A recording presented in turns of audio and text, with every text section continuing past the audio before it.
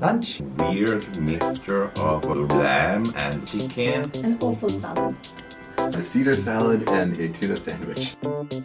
I am very passionate about economics. It helps us understand and explain the world around us. It's all about thinking through incentives. I'm marketing. As a consumer, we don't see firm's financial activity or operation manufacturing activity. However, marketing activity, we can see it. There's so many puzzles. I'm just curious what's going on. I find you to be very savvy, if you want me to start. I think I try to be myself in the classroom, which my students tell me is being a strong, savvy woman. Two things I try to remember when I go into the classroom: that I'm there for the students, and to be aware that there's a lot of heterogeneity. And I would like to speak not to the top, not to the middle, but to everybody in some way. Combination of storytelling and conversation. I really try to push back students, particularly students who have a good answer. By questioning them, by pushing back, you give them opportunity to articulate their thought, make it crystal clear. With MBAs, what I find is there's no way I can teach you something without telling you why it's relevant and why should you care. My first faculty job was at Wharton. I would say the classroom environment here is maybe a bit calmer. Oh, I love the SOM students. I do think it is a selected group of people. Yes, there are people who go into banking. There are also people who are starting out on their own, people who are working for the American Ballet Theatre.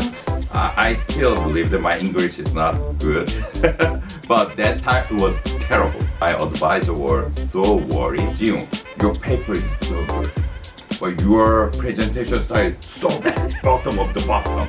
You have to improve your teaching.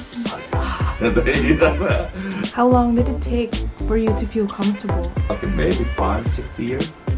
Now I really in a stage that I really enjoy interacting with students. I learned that I cannot improve my English so much. But one lesson after first 5 years is that, look, so once you become a professor, you don't need to worry about your English. That's a student's problem. If they don't understand my English, that's their problem. It's not my problem. So then I become more confident. Yes, I'm sorry. Lychee. Oh. From the outside, it looks like really rough, and once you open it and eat it, it's very soft, juicy, and very sweet. A classic which starts rough. Students are not getting it. I'm getting too much questions. People start being confused. That will be lychee from the outside, and the glass ends up nice, sweet taste at the end. Apple. Because apple sounds like a little bit boring. Then if you just keep chewing, then it's become juicy and it makes you smile. An avocado. When you look at an avocado, you never know whether it's going to be hard or soft. And you're hoping it's going to be easy, but most often it turns out to be hard. And those are my favorite classes. 9. I think it's a very good idea. I'm less concerned about student preparation. I'm more interested in exactly bringing some expertise from the room into the discussion. My colleagues believe in cold calling. I believe students love it, but I really don't like cold calling because I don't like being cold called upon. Only 1 to 10. It really depends. It's not so much about cold calling, but it's more about how do you cold call. What do you ask? I would say like a warm call would be a 10. My ideal student not only is prepared, but arrives to class on time, doesn't leave in the middle of class for any reason, and is paying attention and bringing their best self to the room. I don't have an ideal student. I don't think such concept exists. Any student that wants to learn is a student by definition. Intellectually curious and wanting to learn. That's it. Whoever asks a question which makes me think, if you see me in classroom, then I was a little bit kind of, that means a really good question because I'm thinking. If you had to retire now and not teach, what would you do? I couldn't teach. Really? Won't retire. Wait, do I have a lot of money in this scenario? My research is things that I find fascinating and find interesting, and so I think I would keep doing that. It would be tough to do, not affiliated with the university. I would spend half my time running a non-profit or girls' education in India and the other half of the time dancing. I'm quite a feminist. I truly believe in education being the leveler in a country like India. Providing education to young girls can really give them a step ahead. resource-based strategy. To pass the exam, it would be elasticity. For life, it would be equilibrium.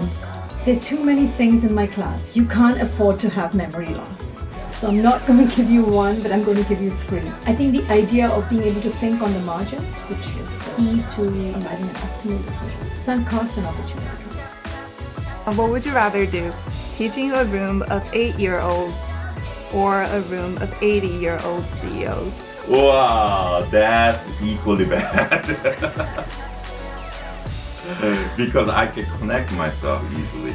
I'm exactly 8-year-old boy, and my father is 8-year-old. He used to be a CEO. 8-year-olds for sure. My ideal student is somebody who's curious, and I think kids are just naturally curious. They know less about the world, they know there's a lot out there, and they want to learn. What were you like as a student? Pass. In grad school or in undergrad? You could talk about both. If there's a big change. Undergrad, I was I was not the most serious student. I discovered that I was good at math and could not attend a lot of lectures and still do well in science. That was a bad discovery to make. Grad school does not work that way. I had it all. I was a very bad student when I was very young. I was an extremely very good student when I was doing my PhD. And today people say when you find your passion, you should go for it. Economics is my passion, so I guess that's what I discovered later on. And in graduate school when I realized I really liked it. I ended up not liking the subjects where I didn't like the instructor. And that was true all through my life, from elementary school to grad school. I had good math and economics differences. Not macro though. I understand why the system is the way it is, but if there's one thing I could change, it would be to somehow really separate out recruiting from academics. This is possibly the last opportunity for you to learn something before you go out into the world. And so just learn things that maybe you don't even use. An MBA would benefit from teaching some things which may not be directly applicable in the workplace, but just makes you more functional in society. Good luck in everything, pursuing your passion, your dream, and never stop. Stay in touch with the amazing peers you've made. In 5 years and 10 years, you're going to be facing similar challenges to each other. You don't realize it yet, but you will. And so having a strong network of actual friends who know, who understand your experiences, I think is actually shockingly important. You are special, but at the same time, the timing is special. You are graduating. This is the most dynamic timing of my recent memory. Don't hesitate to believe something, just run for it. You may fail. Most of the times you may fail, but it's not a big deal.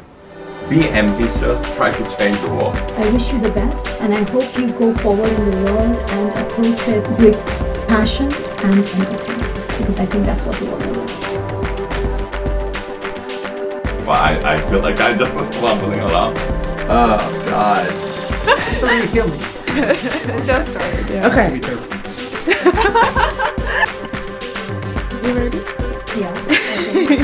You're gonna edit it, I guess. Yes, yes. we are. Thanks to you guys. Great job. Great question.